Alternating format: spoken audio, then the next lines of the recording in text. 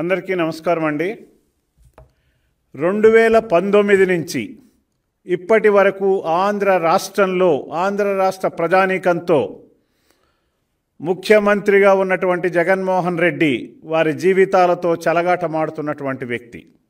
యావత్ ఆంధ్ర ప్రజానీకంతో, ముఖ్యంగా మా బ్రాహ్మణుల అధికారుల దగ్గర నుంచి అర్చకుల వరకు, బ్రాహ్మణుల సీనియర్ ఐఏఎస్ అధికారుల దగ్గర నుంచి కింది స్థాయి అర్చకుల వరకు అనేకమైనటువంటి దారుణాలు ఈ జగన్మోహన్ రెడ్డి చేస్తూ ఉన్నటువంటి విషయాన్ని సందర్భంగా తెలియజేస్తున్నాను. ఈ జగన్మోహన్ రెడ్డి పాలనలో దూడ గట్టున మేస్తుంటే ఆ దూడని తీసుకెళ్ళి రివర్స్ సామెతగా ఈనాడు ఇతని పాలన చాలా చండాలంగా ఉన్నటువంటి విషయాన్ని తెలియజేస్తున్నా.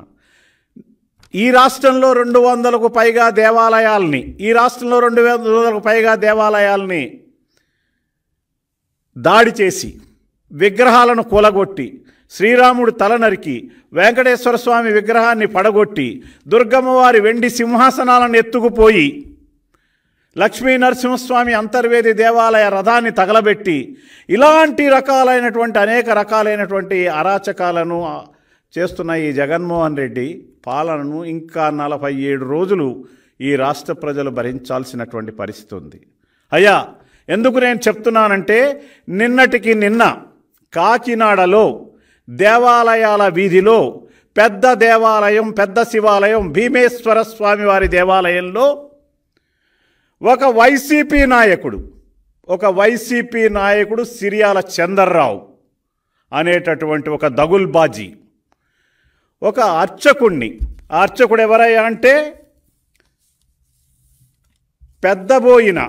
పెద్ద సోమయాజుల వెంకట సత్యశాస్త్రి ఆయనతో పాటు ఉన్నటువంటి మరొక అర్చకుడు మద్దిరాల బుచ్చి వెంకట విజయ్ కుమార్ని దవడ మీద కొట్టి శివుడి సమక్షంలో గర్భగుడిలో కాలితో తన్నాడు. అంటే భగవంతుడు, శివుడికి ప్రత్యక్ష రూపమైనటువంటి అర్చకుణ్ణి కాలితో తన్నటం అంటే, ఈ వైసీపీ నాయకులు శివుణ్ణి కాలితో తన్నటానికే కదా వాళ్ళు వచ్చింది. భగవంతుడిని కాలితో తన్నుతున్నకి ముందుకు వచ్చారంటే, హిందూ సాంప్రదాయం ఎడల, హిందువుల ఎడల, హిందుత్వానికి మూల పురుషుడైనటువంటి బ్రాహ్మణుడి ఎడల, అర్చకుడి ఎడల ఏ రకమైనటువంటి ఆలోచన ఈ జగన్మోహన్ రెడ్డి ప్రభుత్వం చేస్తుందో మీరు ఒక్కసారి గుర్తించవలసిన అవసరం ఉంది. కాలుతో తనటమా? భగవంతుడికి ప్రతిరూపమైన అర్చకుడిని కాలితో తనటమా? ఎంత సిగ్గుచేటు జగన్మోహన్ రెడ్డి! నీ యొక్క పాలనలో అసలు నువ్వే గొడ్డలి పార్టీ, బాబాయిని చంపేసిన గొడ్డలి. ఆ గొడ్డలి వంశం ఎలా ఉంటుందయ్యా? ఈ రకంగా నీ వైసీపీ నాయకులు ఎక్కడ పడితే అక్కడ తెగబడి అర్చకులని, పూజారులని, పురోహితులని ఇబ్బంది పెట్టడమే కాకుండా, దేవాలయాల్లో దారుణమైన పరిస్థితులు సృష్టించడమే కాకుండా, వారి యొక్క ఆస్తులను లాక్కునేటటువంటి పరిస్థితి కూడా ఈనాడు జగన్మోహన్ రెడ్డి పాలనలో ఉందంటే చాలా చాలా బాధాకరంగా ఉన్నటువంటి విషయాన్ని సందర్భంగా తెలియజేస్తున్నా. అలాగే సత్యనారాయణపురంలో, విజయవాడ సెంట్రల్లో గండూరి ఉమామహేశ్వర శాస్త్రి గారి తల్లిని, ఆవిడ చాలా దైనందినటువంటి పరిస్థితుల్లో, అనారోగ్య పరిస్థితుల్లో ఉంటే ఆవిడ యొక్క స్థలాన్ని కబ్జా చేసి వైసీపీ నాయకుడు గౌతమ్ రెడ్డి ఆ స్థలాన్ని కబ్జా చేసి మరి పర్మనెంట్ స్ట్రక్చర్స్ కడుతున్నాడంటే ఎంత సిగ్గుచేటు! ప్రజా నాయకులా వీళ్ళు? వైసీపీ వాళ్ళు ప్రజా భక్షకులా అని నేను అడుగుతున్నాను. ఇటువంటి దారుణమైనటువంటి పరిస్థితులు మరి రాబోయేటువంటి రోజుల్లో మనం వీళ్ళని ఎదుర్కోవడానికి మనం ఏం చేయాలి, ఎట్లా చేయాలి? ఈ ఒకటా రెండా మచ్చుకు అనేక రకాలైనటువంటి పరిస్థితులు ఈనాడు ఉన్నటువంటి విషయాన్ని సందర్భంగా తెలియజేస్తున్నా.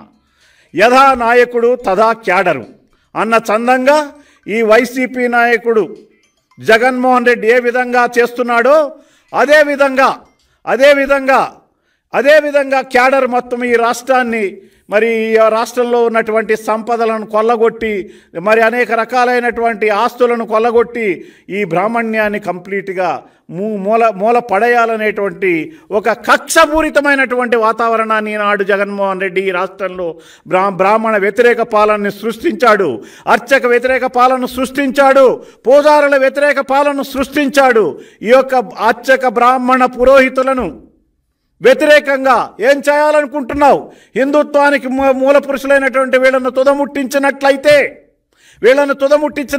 ఈ రాష్ట్రంలో హిందుత్వం అనజాలకుండా చేయాలనేటువంటి ఒక దురుద్దేశంతో, ఒక దురాలోచనతో, ఒక దుర్గుణమైనటువంటి ఆలోచనతో ఈ జగన్మోహన్ రెడ్డి ప్రభుత్వం పనిచేస్తోంది. దీన్ని మనం ఊరుకుంటామా? మనం ఎంతవరకు వెయిట్ చేయగలుగుతాము, ఎంతవరకు చూడగలుగుతాము, ఎంతవరకు మనం ఉపేక్షించగలుగుతాము అనేటువంటిది మనం ఆలోచించవలసినటువంటి అవసరం ఉన్నది.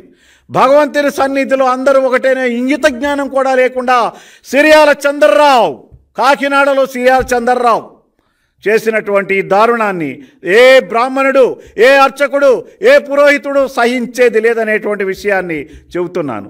కాలితో తంతావు, చెప్పుతో కొడతావు, ఏందిది నీ యొక్క అరాచకం? అరాచకం ఎవరు అడిగేవారు లేడనుకుంటున్నావా? మీరు చెప్పినట్టు చేయకపోతే కొడతారా? మీరేమన్నా భగవంతుని ముందు పెద్దవాళ్ళ, గొప్పవాళ్ళ? భగవంతుని ముందు మీరు కూడా సమానమే. అభిషేకం అందరికీ ఒకే పద్ధతిలో చేయడం జరుగుతుంది.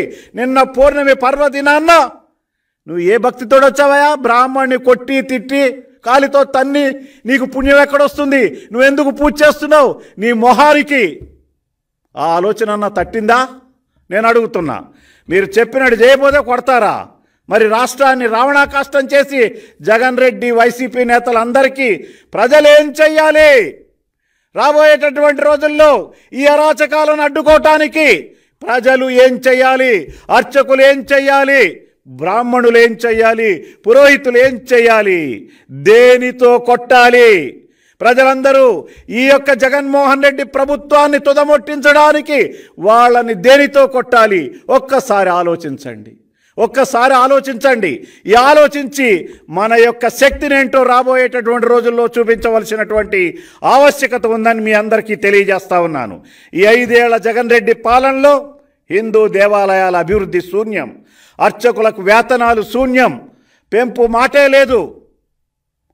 ఆదుకోకపోగా వారిపై అతి దారుణంగా, కిరాతకంగా దాడులకు దిగటం, కాళ్లతో తన్నడం, కొట్టడం, బూతులు తిట్టడం వంటి అపచారాలకు పాల్పడుతున్నటువంటి విషయాన్ని సందర్భంగా గుర్తుంచుకోవాలని కోరుతున్నా. కరోనా సమయంలో విధి నిర్వహణలో చనిపోయినటువంటి అర్చక కుటుంబాలను కూడా జగన్ రెడ్డి ఆదుకోలేదు.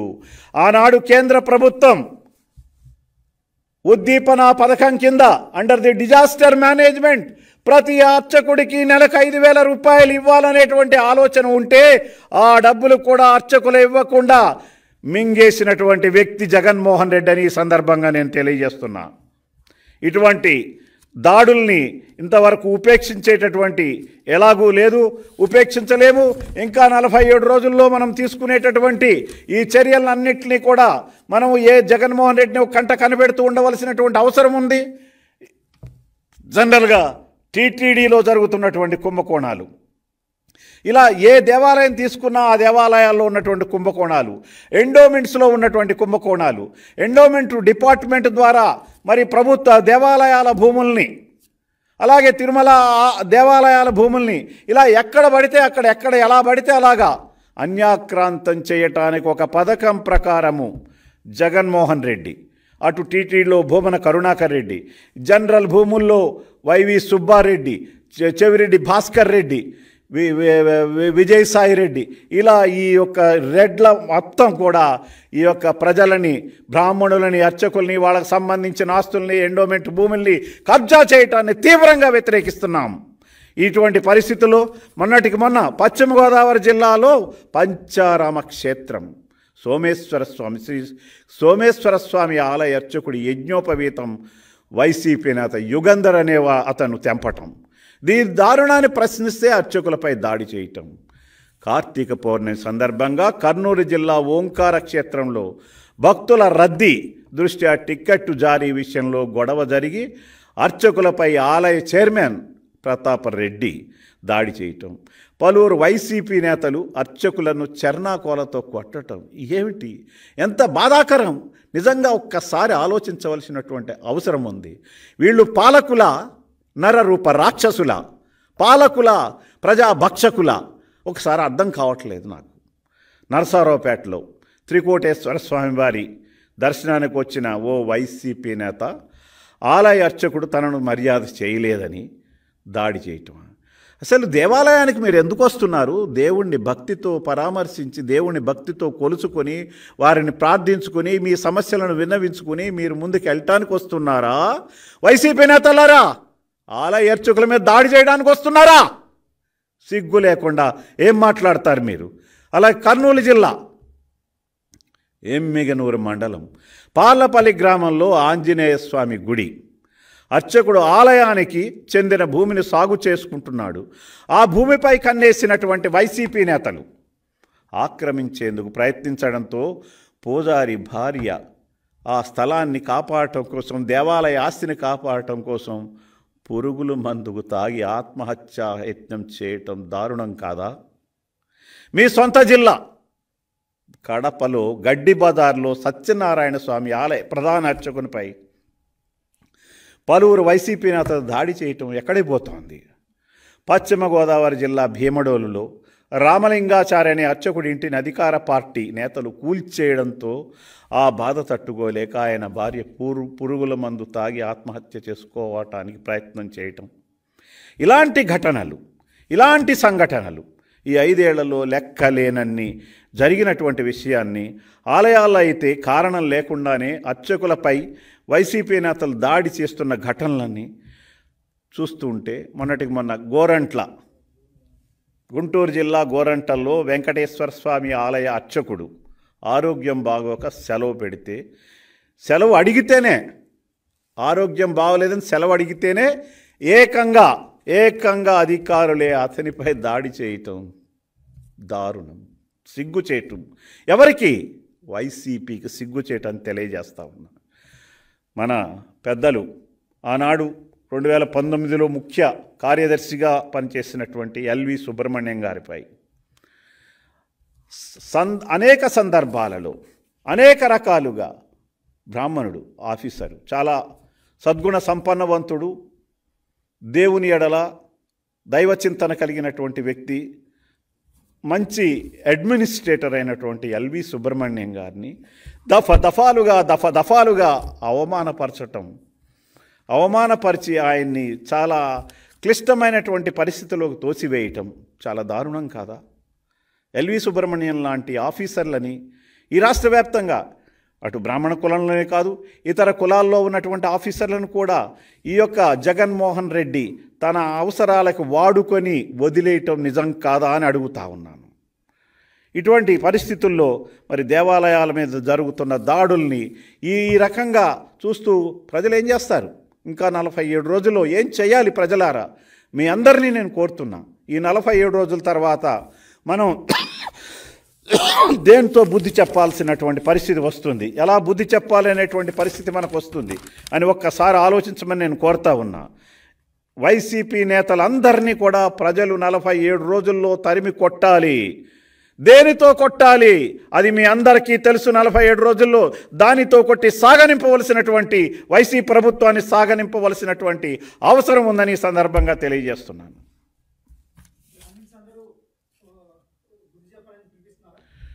బ్రాహ్మిన్స్ అందరూ కూడా ఈ విషయంలో మనకి బలం లేదు, శక్తి లేదు, మరోది లేదు, ఏమీ లేదు అనుకుంటున్నటువంటి మీరందరూ కూడా బ్రాహ్మణ అర్చక పురోహితులందరినీ కూడా నేను కోరుకునేది ఏమంటే, రాబోయేటటువంటి రోజుల్లో 47 రోజుల్లో ఈ వైసీపీ ప్రభుత్వాన్ని దురహంకారి జగన్మోహన్ రెడ్డి పాలనను ఈ రాష్ట్రం నుంచి తరిమి కొట్టడానికి మనం కొట్టవలసిన ఆయుధం ఏదైతే ఉందో దానితోనే తరిమి కొట్టాలని నేను ఈ సందర్భంగా తెలియజేస్తా ఉన్నా, మిమ్మల్ని అందరినీ కోరుతా ఉన్నా.